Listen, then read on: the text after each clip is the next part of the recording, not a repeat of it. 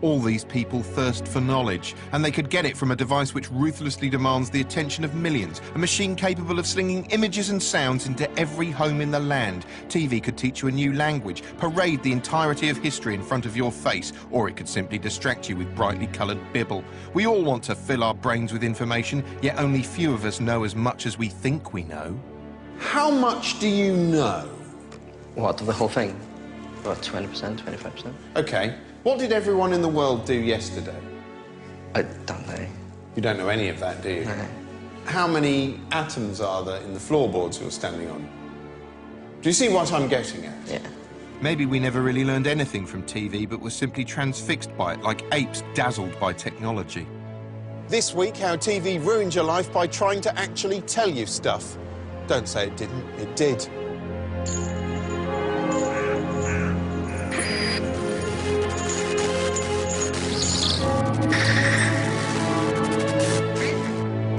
This line between fiction and fact on television used to be clearly marked until it began to leave such familiar territory behind to move into new, less concrete areas.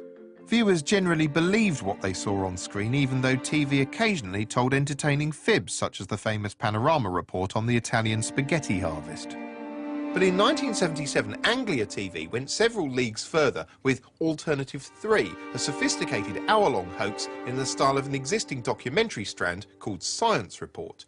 It made eerily convincing claims that a shadowy cabal of scientists and world governments were conspiring to build a habitable base on the surface of Mars, and it ended with what purported to be footage of a US-Soviet Martian landing in 1962, culminating in something creepy wriggling around beneath the Martian soil. My God, what is that? Something moving. Something moved there. What the hell is that? But the row that followed Alternative 3 was nothing compared to the stink left behind after the BBC's Ghostwatch. Although scripted, Ghostwatch took the form of a live supernatural TV special fronted by several familiar, well-loved faces, Michael Parkinson, Mike Smith and Sarah Green. But it also played host to a more sinister and unsettling presence. Bill!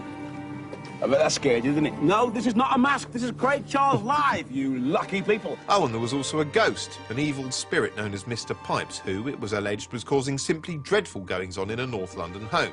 At the time, viewers weren't accustomed to this kind of verite horror, and as all hell quite literally broke loose on location and things grew increasingly horrible in the studio, the repeated fleeting appearances of Mr. Pipes, seen here in the bedroom, here reflected in the glass, and here on CCTV, left many viewers genuinely terrified out of their wits.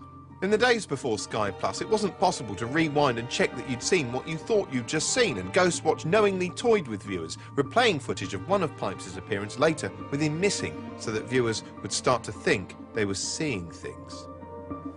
Can we go forward slowly? Sure. No, I'm doing that now. That's slow enough.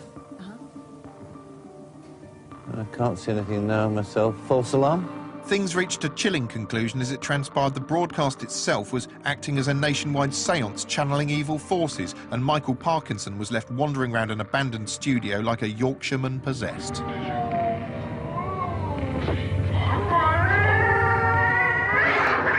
After Ghostwatch was broadcast, many were furious to discover they'd been tricked by a cunning blurring of fact and fiction.